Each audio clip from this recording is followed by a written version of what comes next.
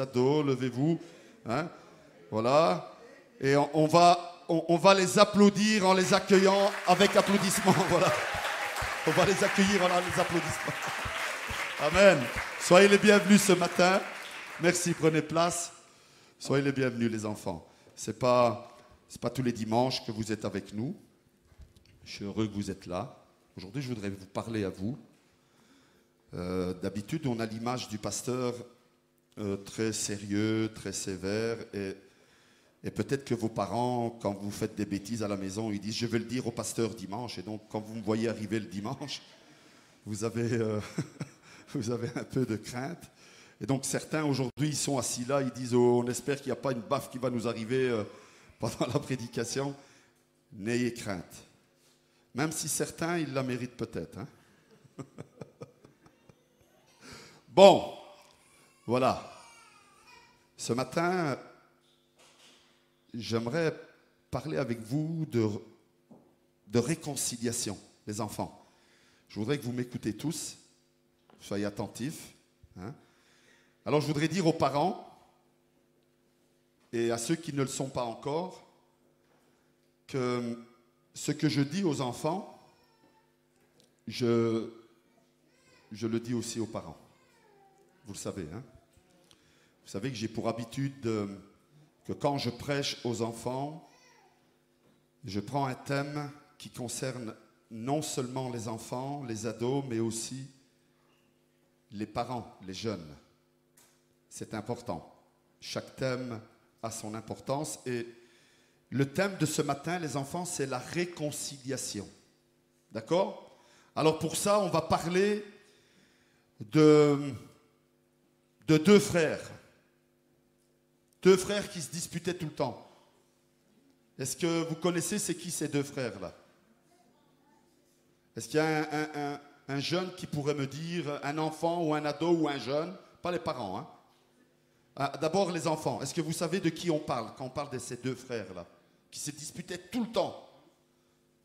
Il y en a un qui dit, oui, c'est moi et mon frère. Non, non. Non, non. Je ne vais pas parler de vous aujourd'hui. C'est de deux personnages. Ah, peut-être j'aurais dû spécifier. Deux personnages de la Bible. Je ne l'ai pas dit. Deux personnages de la Bible qui se disputaient tout le temps. Ah, mais pas tout le temps, eux. La Bible ne dit pas qu'ils se disputaient tout le temps. On sait qu'ils se sont disputés une fois, et pour une fois, ça a fini mal.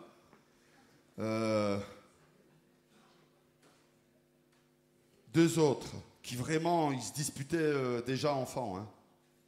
Vous vous rappelez pas? Vous les avez jamais vus à l'école? Est-ce que les ados, les jeunes, vous savez de qui je parle?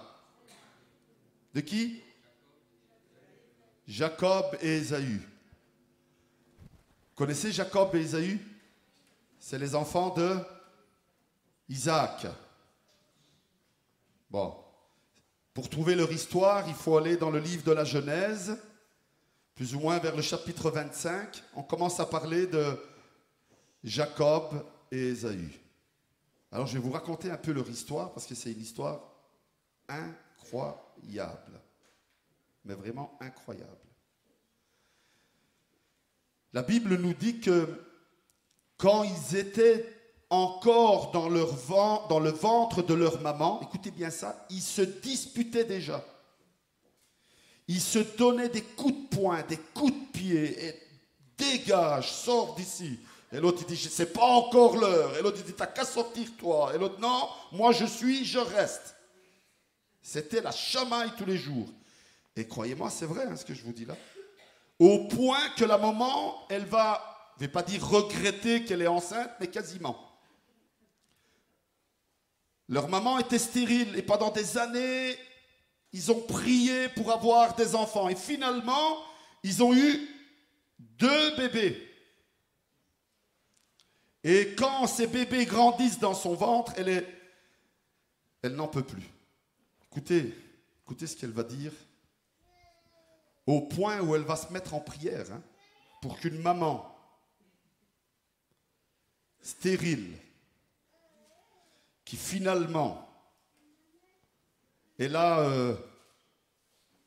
2 bébés dans son ventre, elle devrait être la maman la plus heureuse. Écoutez les paroles qu'elle dit. Écoutez bien, parce que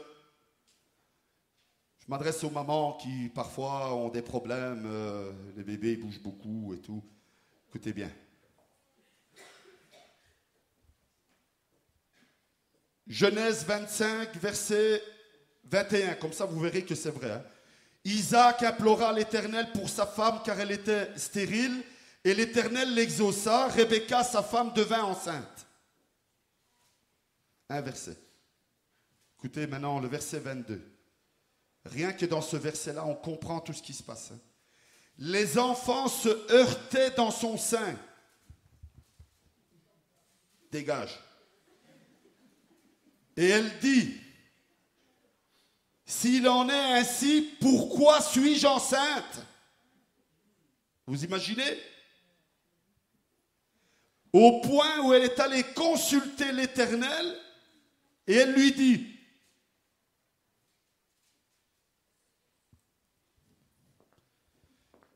elle dit à Dieu, j'ai voulu 2 enfants, enfin j'ai voulu des enfants, tu m'en as donné 2 et c'est la bagarre du matin au soir. Je le sens, je ne dors plus. À mon avis, il y en a un, parce que ça vous allez le voir après hein, dans l'histoire. Il y en a un qui est déjà bien coiffé, à mon avis, tu vois, il fait ses cheveux, tout, il s'habille bien, et l'autre il est tout poilu, il est un bagarreur, qu'est-ce que tu veux toi? T'as l'air bizarre, tu me ressembles pas, t'es sûr que t'es mon frère, tu vois, c'est la bagarre, hein, tous les deux, ça fait mal, hein, et qui c'est qui a mal le plus, c'est la maman. Et puis arrive le jour de la naissance. Écoutez bien ça, parce que c'est encore quelque chose d'incroyable, ça, hein. C'est unique, c'est unique. Le jour de la naissance, c'est pour vous dire comment l'histoire, elle commence, hein. Donc imaginez le reste. Le jour de la naissance, à mon avis, Jacob s'était déjà préparé, il s'était coiffé et tout, il était prêt, lui il dit ça va, c'est moi qui sors le premier. Hein? Il était prêt, parce qu'il était déjà comme ça, parce que toute sa vie, le restant de sa vie, on voit qu'il est comme ça. Hein? Et donc il est prêt, il est tout prêt, il dit voilà, j'attends. Dès que c'est le moment, dès qu'on dit tu peux, je sors, je suis le premier. Et à un moment donné, qu'est-ce qui se passe? T'as Ésaü qui arrive, il est tout... C'est un nounours. Vous voyez les nounours roux, là? Vous avez des nounours, vous, à la maison? Non? Vous n'en avez pas? Moi, quand Francesco, il est né, j'ai acheté un nounours qui faisait 1,50 m. Et je l'asseyais à... Enfin, ça se dit, ça? Je l'assoyais, je l'asseyais. Je l'asseyais. Enfin, il était assis. Je le mettais assis à côté de Francesco. Francesco, il ne faisait pas plus haut que 30 cm. 50 cm, il faisait, oui. Mais quand il était assis avec ses jambes, il faisait 30 cm. Et vous aviez, je crois que j'ai même des photos à la maison. Un jour, je vous les montrerai. Et il y avait le nounours tout roux, là. Vous savez, tout roux, tout comme ça, à côté de lui, comme ça. Eh bien, vous savez qu'est-ce qui s'est passé? Au moment, écoutez bien, hein, au moment où Jacob est là, qui dit, ça y est, c'est à moi, ça sonne, il faut sortir. Il commence à sortir, t'as Ésaü qui fait, dégage, c'est moi qui sors le premier. Il sort. Et il a sorti le premier. Hein. Vous savez ce qui s'est passé? La Bible, elle dit que Jacob, il dit, viens ici, tu sors pas, c'est moi le premier. Et pour finir, ils sont sortis tous les deux en même temps. Hein, ils tenaient le pied de l'autre. La Bible, elle dit qu'il tenait le pied de son frère. Vous vous rendez compte? Moi, j'ai plus jamais entendu ça, que les 2 frères sont sortis ensemble, il y en avait un qui tenait le pied de l'autre. Vous imaginez la bagarre qu'il y avait déjà entre eux, hein? Impressionnant. Et puis ça n'arrête pas. Jacob, ben lui, qu'est-ce qu'il fait? Il est toujours avec sa maman. Qui c'est qui est toujours avec sa maman dans vous, là, les enfants? Il y en a qui sont toujours... Vous préférez être avec qui? Avec maman ou avec papa? C'est qui est plus gentil, maman ou papa? Ah, j'ai pas bien entendu. C'est qui? Ton papa? Bah ouais. Hein. Et vous, c'est qui les plus gentils, maman ou papa? Les deux. Et toi, tu préfères avec qui? Être avec maman? Les deux. Hein. Ils ont dit, si jamais le pasteur il pose des questions aujourd'hui, vous avez intérêt à répondre correctement. Ils ont appris la leçon des autres cultes, des fêtes des enfants. Non, je ne poserai pas des questions. Mais bon, Jacob, il choisit d'être toujours avec sa maman. Et donc, il est avec sa maman et sa maman lui apprend la cuisine. Et il était parti pour aller dans Top Chef. Hein. Vous regardez, vous, Top Chef? Oui? Ben, moi, je regarde toutes les semaines Top Chef. C'est impressionnant, à la maison. Mais bon. Et donc, il était parti pour devenir un bon chef cuisinier, hein, parce qu'il était toujours avec maman, il faisait tout ce que maman faisait, donc il lui apprenait. Et alors, il y avait Ésaü qui lui, toujours boule comme ça, plein de poils partout, un nounours, oui, qui marchait comme ça, il regardait Jacob, il dit, qu'est-ce que tu fais là, toi? Et lui, chaque fois, il le regardait, dégage. Parce qu'il se rappelait de quand ils étaient dans le ventre hein, de la maman, tu vois, qui se disputaient déjà. Alors Jacob, lui, tout de suite, il allait chez sa mère et il disait à sa mère, t'as vu comment il me traite, mon frère? T'as vu? Et alors Jacob, il allait chez son père, il disait à son père, papa, c'est quand qu'on part à la chasse? Ésaü, ouais. Vous vous amusez à quoi, vous, toute la journée? Comment? La PlayStation. La PlayStation. Et toi? Au Lego. Et toi, tu t'amuses à quoi, toi? Au Lego aussi. J'espérais qu'il y en a un qui allait dire je m'amuse à frapper ma sœur, mais ça, il n'y a personne. Donc, vous n'êtes pas comme Ésaü, vous. Vous êtes plutôt comme Jacob. Jacob, il s'amusait gentiment, tranquillement, il ne faisait pas de bêtises. Tandis qu'Ésaü, lui, tout ce qu'il pensait, c'était aller tuer à la chasse des animaux. Et il voulait toujours être avec les grands et toujours faire... Et donc, voilà, complètement différent. Alors, quand Ésaü, il voyait Jacob, il regardait, il est toujours dans les jupes de sa maman. Vous dites pas ça, hein? Non, hein? Non. Hein? Et Ésaü, et Jacob, il regardait Ésaü, regarde-le, là, il est tout poilu, il pue, il ne sait pas aller se laver, lui, là. Hein? Et il s'insultait tout le temps, hein? Et Jacob, il faisait sa mèche. Oui. Et Ésaü, lui, c'était, il regardait, ben, viens manger avec moi, on va s'amuser. Enfin, ils grandissent comme ça, ils se disputent tout le temps, quoi. Ils ne s'aiment pas. Enfin, je ne sais pas s'ils ne s'aiment pas, mais en tout cas, ils se disputent tout le temps. Ils sont tout le temps en train de se disputer, tout le temps Tiens, vous vous disputez avec vos frères et vos sœurs? Toi, dis-moi. Oui. Bah, parce qu'ils m'embêtent.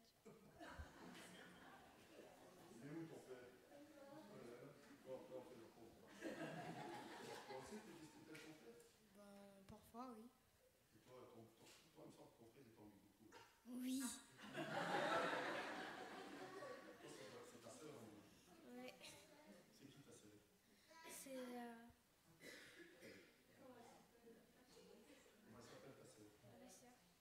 Acacia. Acacia. Ah, Acacia. Ah, c'est pas la plus petite, c'est la plus grande qui t'embête tout le temps. D'accord. C'est embêtant, ça. Vous savez que j'ai un frère, moi. Vous savez pas? Non? Et il a moins de cheveux que moi. Moi, j'en ai encore un peu, là, mais lui, il n'en a plus du tout. Mais quand on était petit, écoutez bien ça. On se disputait tout le temps. Bon, on n'avait pas grand-chose, mais le peu qu'on avait, on s'amusait. Et puis, il arrivait toujours à un moment donné que ça finissait en bagarre. Tout le temps. Tous les jours. C'est comme ça. On n'en pouvait rien. Ça faisait partie de notre... Peut-être que c'était le meilleur moyen de démontrer que j'aimais bien mon frère en lui tirant une clé ou je ne sais pas. Et lui, c'était le même en me donnant un coup de pied. Peut-être que chaque coup de pied qu'il me donnait, c'était je t'aime bien. Je ne sais pas. Mais tous les jours, c'était comme ça. Tu vois? Ma mère, elle n'en pouvait plus. Elle n'en pouvait plus. Mais bon, il y a des choses qui ont changé, mais ça, on en parlera après. Donc, Jacob et Ésaü se disputaient tout le temps. Ça arrive dans toutes les familles. Hein. Peut-être que vos parents, ils se disent, c'est pas possible, quand est-ce que ça va s'arrêter, ça mes enfants, ils se disputent tout le temps, peut-être qu'ils s'aiment pas, peut-être qu'ils seront ennemis plus tard, peut-être que, oh là là, Seigneur Dieu, comment je vais faire par après si mon fils et ma fille, ou mes deux fils ou mes deux filles ne s'aiment pas, ne se supportent pas, ça sera tout le temps la guerre à la maison, comment je ferai? Eh bien, je pense que Rebecca et Isaac, ils pensaient à ça. Ils se disaient, à mon avis, l'avenir, il va être fait de plein de problèmes avec ces deux fils-là qui n'arrêtent pas de se disputer du matin au soir. Ça va être la guerre dans la maison et il n'y aura jamais la paix. Peut-être même qu'on n'arrivera même pas à voir nos petits-enfants à cause de toutes ces histoires. Il va y avoir des problèmes dans la famille. Des fois, il y en a dans les familles. Ça, vous savez, cette histoire de Jacob et d'Ésaü, ça arrive encore aujourd'hui dans les familles, malheureusement. Mais la Bible nous dit qu'il y a une solution et c'est ça qu'on va voir ensemble. Les enfants, regardez-moi un peu tous les enfants. J'ai presque fini. La Bible nous dit qu'il y a une solution. Un jour, Jacob, qui était intelligent et fourbe, surtout fourbe, je vais même dire malicieux, il dit à son frère, toi ça t'intéresse le droit d'aînesse, la bénédiction et tout ça? Oh, moi ce qui m'intéresse c'est aller chasser. Tu lui dis, il dit, ben, va chasser alors, mais manger. Et tu veux manger quoi? Des lentilles. Vous savez c'est quoi les lentilles? Non, les lentilles c'est parce qu'on met dans les yeux pour voir clair. Faut pas les manger les lentilles de vos parents, ceux qui mettent dans leurs yeux. Attention, c'est pas ça les lentilles. Les lentilles, c'est des... Comment on va expliquer ça? C'est un légume. C'est petit, c'est rond, c'est brun. Et c'est très bon. Voilà. C'est plein de fer. Et donc, Ésaü, il aimait bien ça. Et Jacob, il le sait bien. Écoutez bien. Vous savez qu'est-ce qu'il va faire? Jacob, il va dire, ok, ça va, je vais te préparer un bon plat. Va chasser. Et quand tu reviens, tu pourras manger.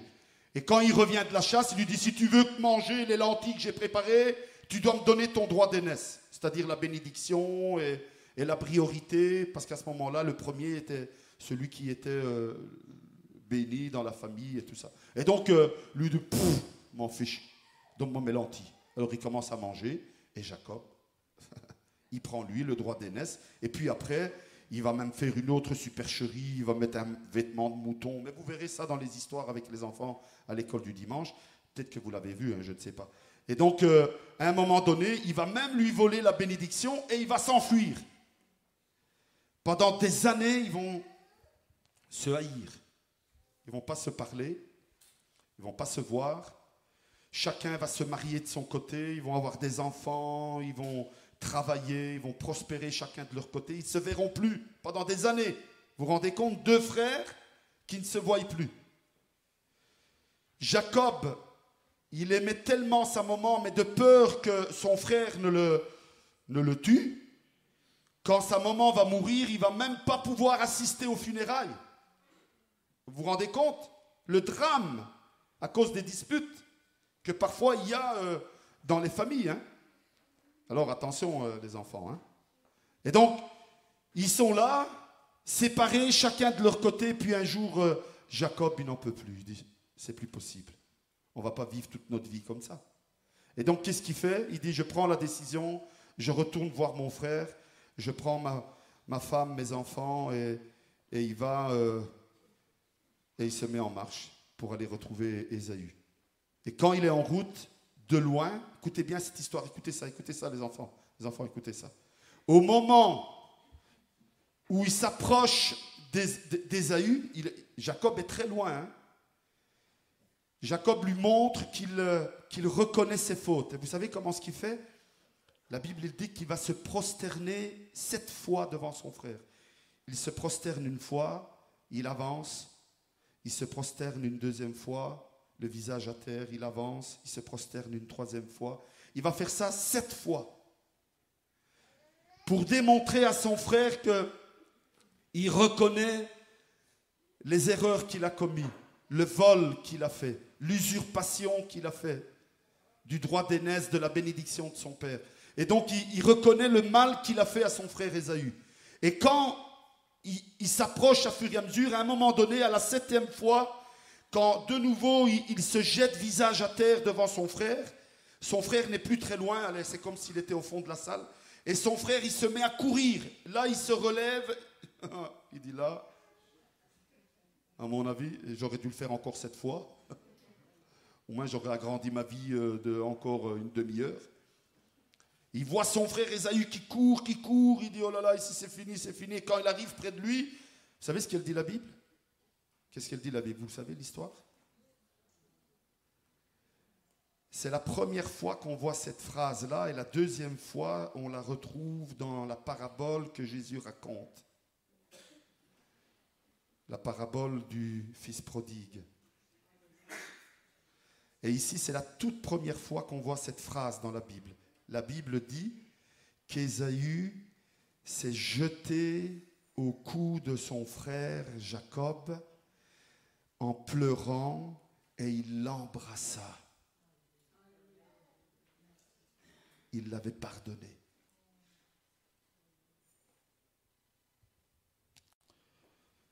Pourquoi je vous dis ça?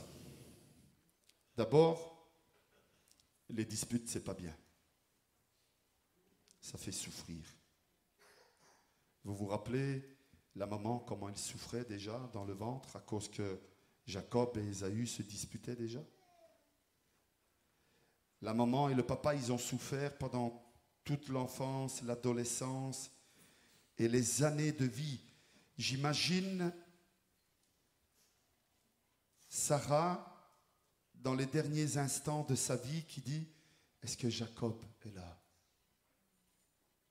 Non, Jacob n'est pas là. Mais Ésaü est là.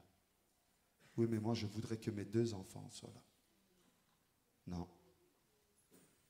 Il n'y a qu'Ésaü qui est là parce que Jacob et Ésaü sont disputés.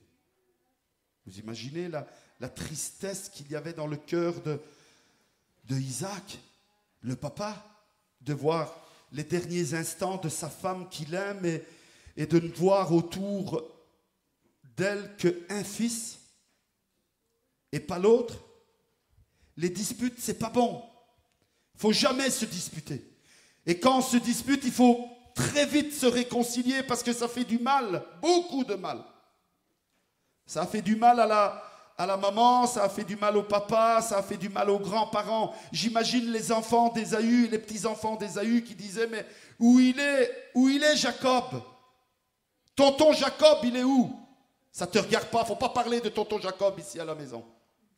Vous imaginez la tristesse qu'il y avait dans le cœur de ces enfants-là, mais il n'y avait même pas une photo, il n'y avait rien du tout. Ça n'existait pas, mais bon.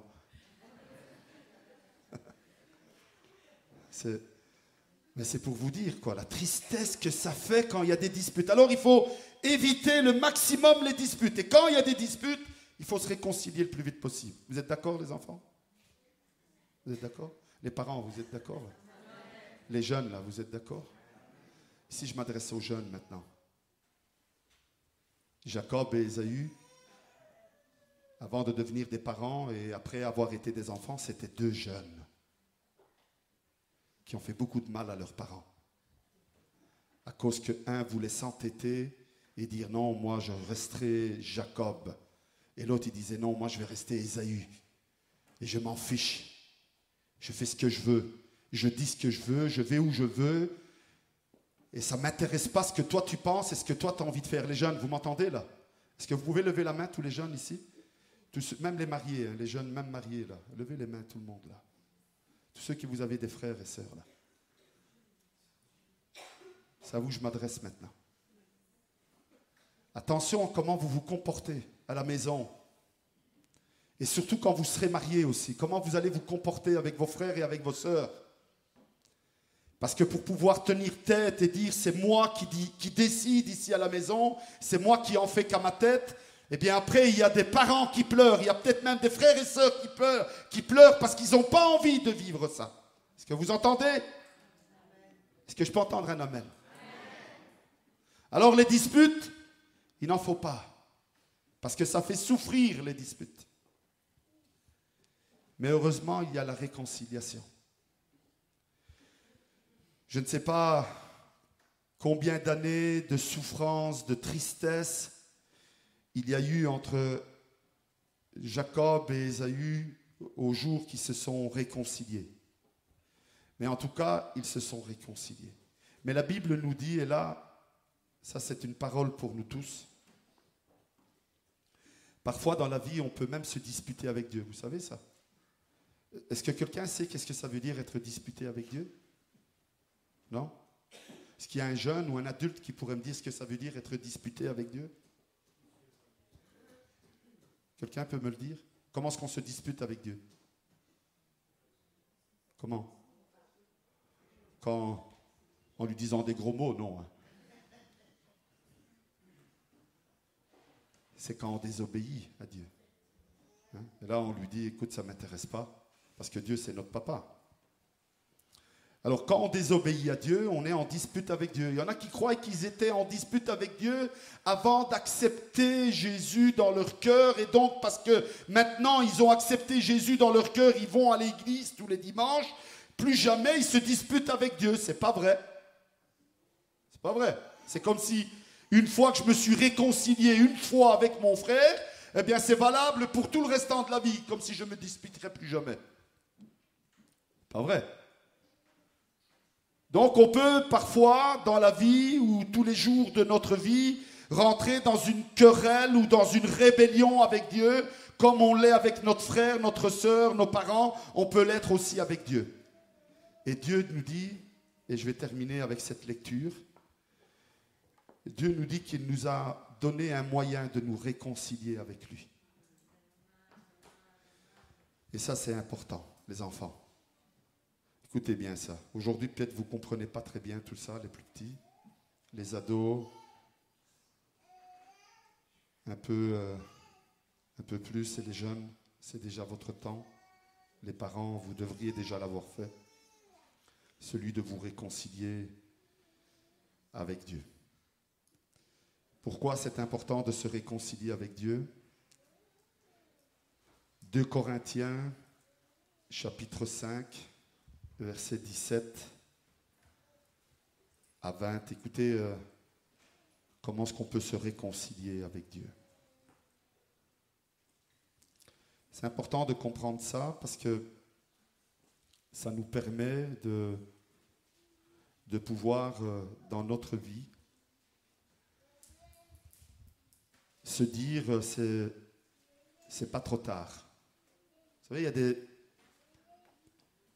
il y a des frères et sœurs, et ici pendant que je parle aux enfants, je parle aussi aux parents. Hein. Il y a des frères et sœurs qui ont été en dispute toute leur vie jusque quand ils étaient dans leur lit de mort. Il y en a, ils sont morts en étant disputés avec leurs frères et sœurs. Vous imaginez? Parce qu'ils croient dans leur tête que de toute façon maintenant c'est trop tard. Si je devais me réconcilier, c'était avant. Avec Dieu, c'est jamais trop tard. Et il y en a, ils pensent ça, la même chose avec Dieu. Ils disent non, maintenant j'ai fait trop d'erreurs, trop de bêtises. J'ai fait des choses qu'il ne fallait pas. J'ai dit des choses qu'il ne fallait pas. J'ai blessé mes parents, j'ai blessé mes frères et sœurs. J'ai blessé mes enfants à cause de mon attitude, de mon comportement, de ma manière de parler. C'est trop tard, c'est mieux que je m'éloigne de tout le monde. C'est mieux que je n'aille plus à l'église, c'est mieux. Il y en a, ils pensent ça. Parce qu'ils croient que c'est trop tard. Regardez. 2 Corinthiens, chapitre 5, verset 17. Écoutez ça. Si quelqu'un est en Christ, il est une nouvelle créature. Les choses anciennes sont passées. Voici, toutes choses sont devenues nouvelles. Et tout cela vient de Dieu. De Dieu qui nous a réconciliés avec lui par Christ. Et qui nous a donné le ministère à nous de la réconciliation. Nous aussi, on peut porter les autres à se réconcilier. Mais nous-mêmes, on doit l'être avant. Car Dieu était en Christ, réconciliant le monde avec lui-même. Et en n'imputant point aux hommes leurs offenses, il a mis en nous la parole de la réconciliation. Voilà. Jésus va enseigner une prière. On va prier après ensemble. Jésus, il a enseigné une prière. On la trouve dans Matthieu, dans Marc. Et il rappelle à tous ceux qui étaient là, qui étaient en train de prier avec lui, il leur rappelle, il leur dit comme ça que de la manière que vous pardonnez, vous allez être pardonnés. De la manière que vous jugez, vous allez être jugés. De la manière que vous condamnez, vous allez être condamnés. Et il dit surtout, si vous pardonnez ceux qui vous ont offensés, alors Dieu vous pardonnera. Si vous ne pardonnez pas, vos prières, c'est ça que ça veut dire, ne dépasseront pas le plafond là. Ils vont arriver au plafond, bam, ils vont rebondir, elles vont redescendre. Elles n'arriveront pas jusqu'à Dieu. Vous savez pourquoi? Parce que vous ne voulez pas pardonner. Alors si vous voulez que Dieu écoute votre prière, les enfants, il faut pardonner. Si quelqu'un vous fait du mal, il faut pardonner. D'accord? Et je m'adresse aux jeunes, je m'adresse aux parents. Si quelqu'un nous fait du mal, pardon. Si quelqu'un nous fait du mal, il faut pardonner. Et il faut se réconcilier. Et Dieu nous dit, on l'a lu, il a mis en nous non seulement le ministère, c'est-à-dire l'autorité, c'est ça le ministère. Hein? Il a mis en nous l'autorité, on a le droit et on est capable de se réconcilier, mais il dit aussi qu'il a mis en nous les paroles. Donc, arrêtons de dire, je ne sais pas quoi dire, je ne sais pas comment faire, je ne sais pas comment ça va se passer. Non, Dieu y met les paroles. Le moment venu, pam, ça se passe. D'accord? Si je m'adresse aux parents. Alors, chers parents, si vous voulez que vos enfants comprennent la valeur de la réconciliation, il faut que vous-même, nous-mêmes, parce que je suis encore père, avec des enfants à la maison, je dois démontrer à mes enfants ce que ça veut dire. Et donc je dois le vivre moi-même. Surtout avec ma femme, avec mon mari. Je dois le vivre tous les jours. Je ne peux pas montrer à mes enfants que j'ai pris la décision, suite à la dispute qu'on a eue, qu'on ne se parle plus pendant une semaine. Il y a que les mouches qui volent dans la maison. Je dois montrer à mes enfants que la réconciliation, c'est quelque chose qui fait partie de ma vie. D'accord, chers parents? Amen. Alors, on va prendre 5 minutes, on va prier avec les enfants, comme je le fais à chaque fois. Non pas par habitude, mais parce que je crois que c'est important de prier avec nos enfants. Je voudrais demander à tous les parents qui ont leurs enfants ici aujourd'hui de venir les chercher. N'attendez pas qu'ils viennent vous prendre. Hein. Venez-vous, levez-vous, venez prendre vos enfants qui sont là. Ici, les ados. Venez les parents. Et je voudrais demander à ce que vous vous mettiez ici. Il y a de la place, hein, ici devant. S'il vous plaît, on va terminer comme ça dans la prière. Prenez vos enfants, peut-être les grands-parents aussi. Je ne sais pas, il y a peut-être des grands-parents ce matin. N'ayez pas peur, hein, n'ayez pas honte de venir avec vos enfants. Vous qui avez des enfants ici à l'école du dimanche, venez. Les frères et sœurs de ces enfants-là, les familles entières, hein, venez. Approchez-vous.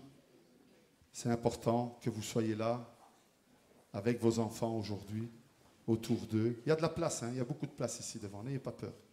Il y a les nonas, les nonos, les tontons, les tatas, les papis, les mamies. Venez, mettez-vous autour de vos enfants. Prenez-les par la main, s'il vous plaît. Prenez vos enfants par la main. Entourez-les peut-être avec vos bras. C'est important. C'est vos enfants. C'est vos petits-enfants. Dieu vous les a confiés. Je voudrais demander à l'Église de se lever maintenant. Vous qui êtes à votre place, les jeunes, si vous voulez aller vous mettre à côté de votre maman ou votre papa, n'ayez pas peur, faites-le. Hein, les grands-parents, N'ayez pas peur, mettez-vous à côté de vos petits-enfants. Imposez les mains sur vos petits-enfants, sur vos enfants qui sont là ce matin. Faites-le, n'ayez pas peur. Et s'il y a des jeunes ici qui veulent aller à côté de leurs parents, faites-le. Vous avez le droit de le faire. C'est un droit que Dieu vous donne aujourd'hui, c'est de prier dans l'unité. La prière dans l'unité. Est-ce qu'on est prêt? Est-ce qu'on est prêt à incliner nos têtes? À demander à Dieu vraiment sa bénédiction sur nos vies, sur la vie de nos enfants? Amen. C'est une prière qu'on va faire ensemble, pas uniquement moi, mais chacun de nous. Alors les enfants, vous allez prier pour vos parents, pendant que les parents vont prier pour vous. Et ensemble, on va prier et on va demander à Dieu de bénir nos familles. Seigneur Dieu, c'est avec un cœur reconnaissant ce matin que nous venons devant ta présence. Nous voulons te dire merci, Seigneur, parce que c'est une grâce que tu nous accordes encore d'être dans ta maison pour louer, glorifier ton nom, pour entendre ta parole. Et certainement, ta parole a touché nos cœurs parce qu'elle nous a fait comprendre combien de tristesse, d'amertume, Seigneur, il y a dans le cœur quand les enfants se disputent, quand les familles sont dans la discorde, quand les familles sont dans la dispute. Seigneur Dieu, je te prie ce matin vraiment de mettre ta main là où il y a des problèmes, dans les familles où il y a la discorde, où il y a les disputes. Seigneur Dieu, réconcilie ces familles. Seigneur, que ces enfants soient réconciliés, que ces enfants peuvent voir leurs parents être réconciliés, comme les enfants de Jacob et Ésaü ont vu leurs parents, Seigneur Dieu, s'embrasser, pleurer ensemble, se demander pardon et se réunir à nouveau pour ne plus jamais se quitter. Seigneur, vraiment que cela arrive dans toutes les familles, là où il y a des problèmes et des difficultés, qu'à nouveau il y ait le pardon, que le pardon soit possible, ô éternel Dieu, parce que tout est possible pour ceux qui croient en toi. Et ta parole ce matin, Seigneur Dieu, nous le confirme. Tu as mis en nous le ministère, l'autorité. Oui, Seigneur, nous avons l'appel et nous avons, Seigneur Dieu, de toi l'ordre, Seigneur, l'appel à la réconciliation. Et tu mets aussi dans nos bouches les paroles de la réconciliation. Alors, Seigneur, je t'en supplie, aide les familles qui sont dans la discorde, Seigneur Dieu, à trouver finalement la paix. Seigneur Dieu, le courage surtout, comme Jacob a trouvé le courage d'aller trouver son frère et de demander pardon. Seigneur Dieu, même s'il savait que ce qu'il avait fait, Seigneur Dieu, c'était toi qui l'avais permis.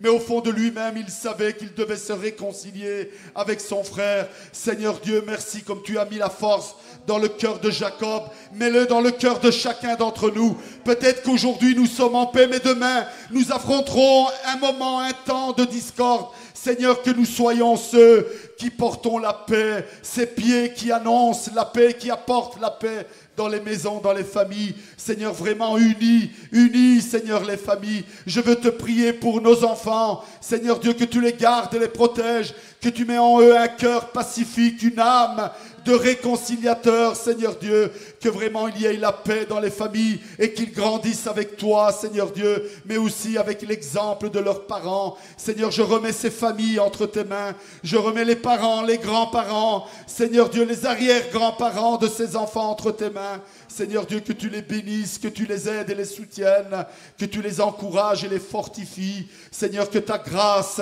ta bénédiction soit sur chaque famille, Seigneur Dieu, et que vraiment nous puissions voir ta gloire se manifester. Merci, ô Éternel. Merci pour ce que tu fais et accomplis dans nos vies. Seigneur, merci pour ces familles que tu mets dans notre Église, qu'elles continuent à croître, à grandir, à louer, glorifier ton nom, Seigneur Dieu, non seulement ici à l'Église, mais aussi dans leur vie familiale. Je les remets entre tes mains dans le nom puissant de Jésus. Amen. Amen. Allez.